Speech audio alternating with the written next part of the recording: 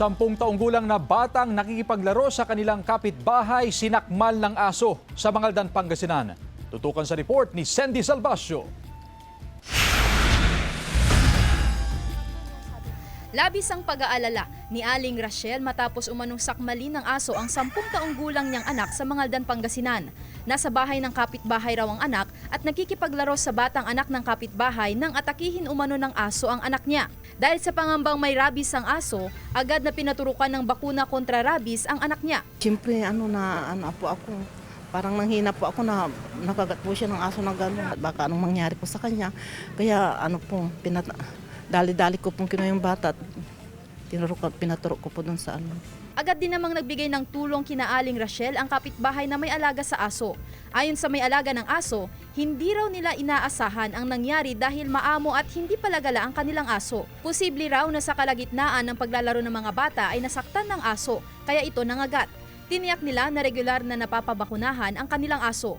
Ayon naman sa barangay, nakahanda rin silang umalalay at tumulong sa ganitong insidente. Actually, pag lumapit sa barangay, tutulungan ng barangay yan.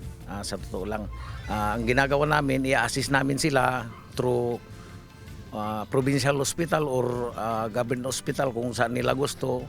Ayon sa Center for Health Development, may 10 kaso ng rabies na naitala sa buong Region 1 ngayong 2025. Mas mababa raw ito ng 47% kung ikukumpara sa mahigit 10 kasong naitala ng DOH noong 2024. Paalala ng Health Authority na agad magpakonsulta sakaling makagat o makalmot ng aso o pusa.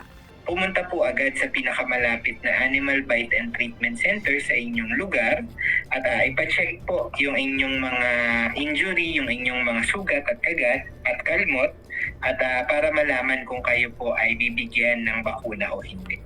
Huwag na rin daw hintaying lumala ang sintomas ng rabies dahil posibleng hindi na ito magamot pa. Pagkatakot sa tubig, pagkatakot sa hangin, yung parang meron na po kayong altered mental state o parang kayo po ay nag-hallucinate na, maaari po yung lumabas between 7 days up to 3 months. Maliban dito, payo rin nila sa mga fur parent na maging responsable sa mga alagang hayop. Kasama si Henry Dominsil, Sandy Salvacio, One North, Central Luzon.